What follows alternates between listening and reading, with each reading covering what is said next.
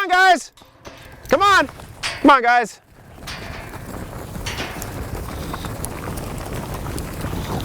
Here they go.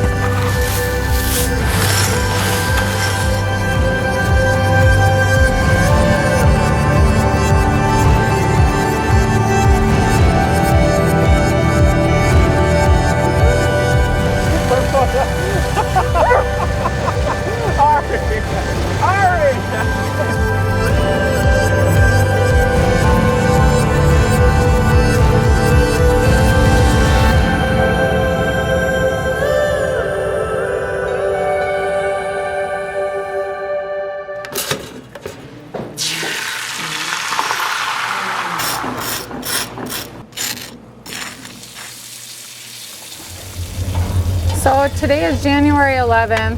We're moving the herd across the road. We got to get some panels set up so that obviously they run straight across and they don't go down the road. So we're just picking up some panels and we're going to meet the crew over there, get them across the road and up into the next paddock. We move the herd so often and we're cruising through the paddocks that you never know what gates are going to be open. So that's the one thing you always got to check and make sure the gates are all shut. You don't want to let the herd into a gate or into a paddock and have gates open. You have a key on here? I gave it to Ari. In my car. Okay.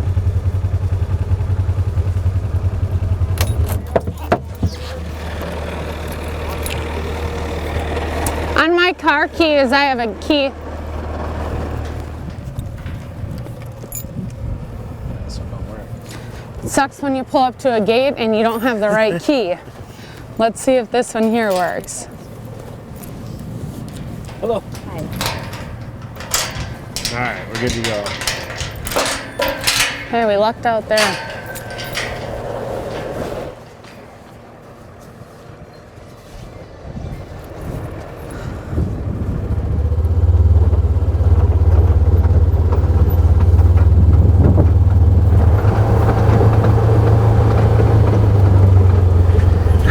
Got to get this gate opened up.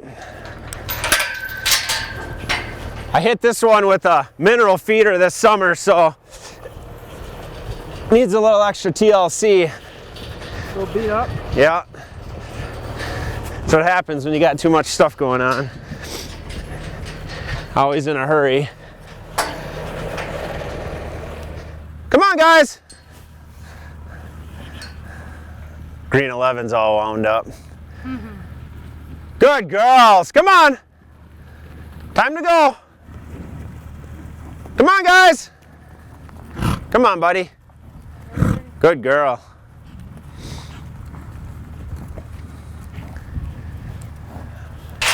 All right. I'm gonna start setting the rest of the panels up.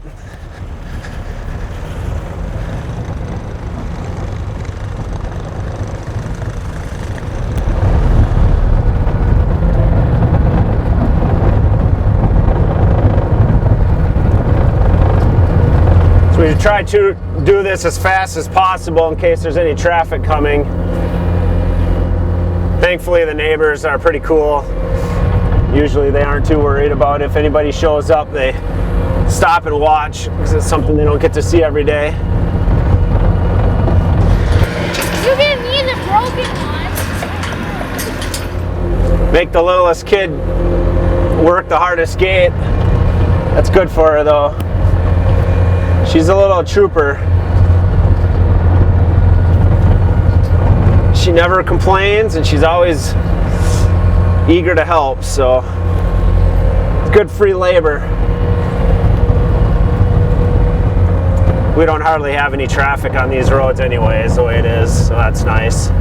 Except for in the fall, when the apple orchards are open, we get lots of tourists on the weekend coming through and wanting to check out the herds.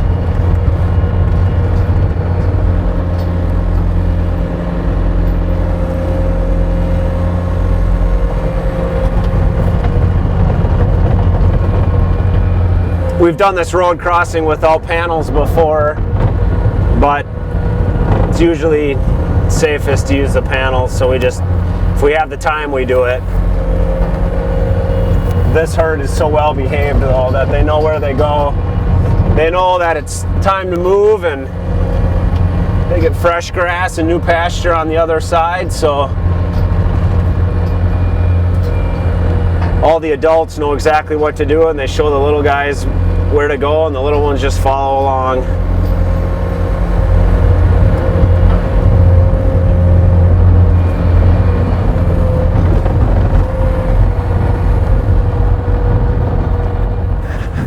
And while we're doing this, we usually have Ari and Roxy's dad, or Ari and Jersey, running around the paddock. They're sweeping the backside just to make sure that there's no stragglers or no cows with new calves or nobody that's injured hanging out back there.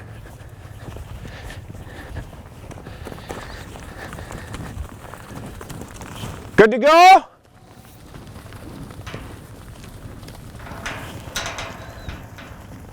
Looks like we're good to go. Come on, guys. Come on. Come on, guys, ready? Let's go. Come on, girl. She's usually one of the first ones. Come on, guys.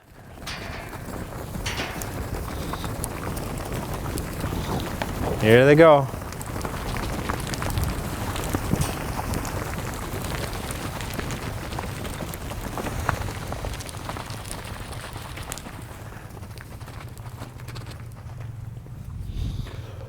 Here, we better walk out of here. Does this usually happen? No, not usually. They know though that, you know, there's new people and stuff, so they can kind of sense, so they want to go with the rest of their buddies. You saying it's my fault? Yeah, it's the new guy. It's always the new guy.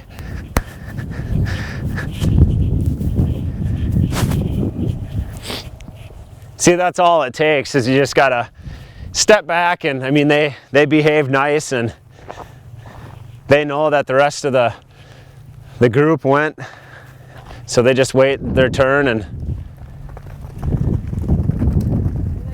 yeah.